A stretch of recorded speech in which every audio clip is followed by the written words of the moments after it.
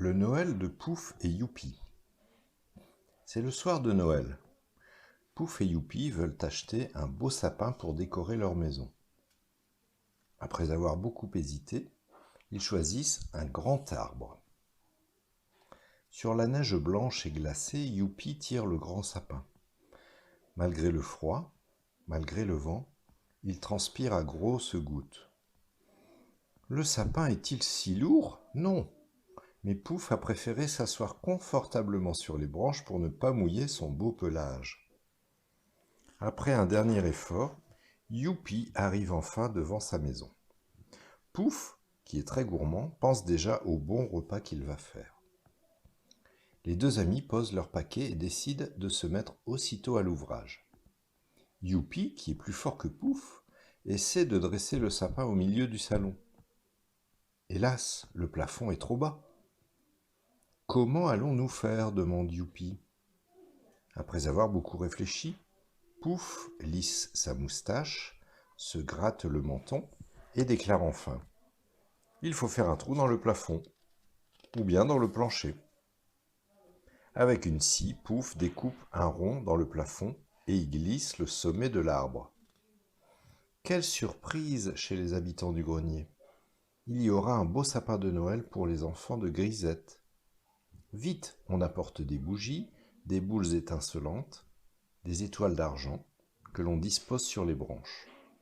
Ce soir, c'est Noël pour tous les petits-enfants, pour les chiens et pour les chats, pour les souris et pour les rats. Ce soir, il y aura des cadeaux et des surprises, des chants et beaucoup de joie. Vive Noël, mes amis! Pouf et Youpi décorent eux aussi leur arbre. Mais qui sont ces visiteurs qui arrivent devant la maison?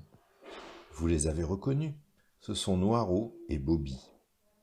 Ils viennent passer cette soirée en compagnie de leurs amis. Youpi, toujours très pressé, veut illuminer le sapin. Il gratte une allumette et enflamme un feu de Bengale accroché par mégarde à la queue de Pouf. Celui-ci entend un sifflement, un crépitement et soudain une explosion d'étincelles. Il s'élance par la porte ouverte, hurlant de frayeur, le poil grillé, la queue roussie, miaulant à pleine gueule.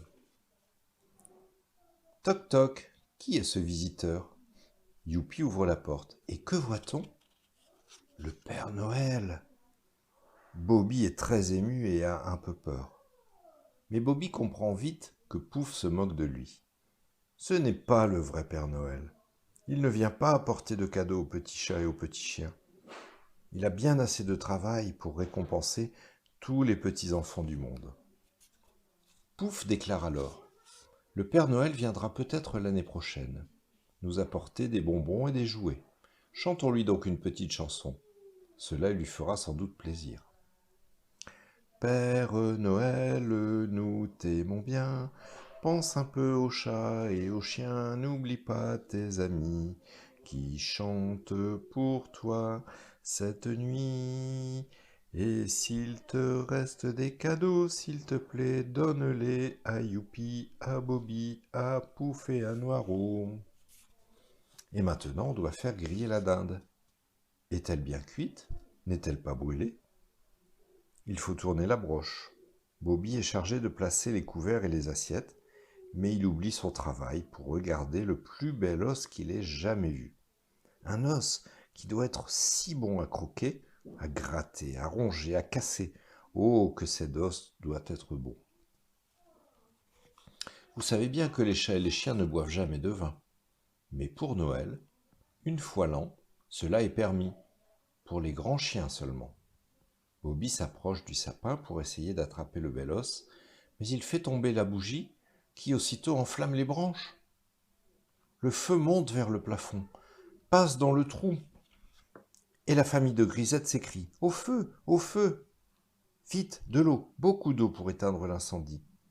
Les petites souris versent des brocs et des seaux d'eau glacés qui tombent comme une douche sur Youpi, Pouf et Noiraud, tandis que Bobby s'enfuit, emportant l'os dans sa gueule.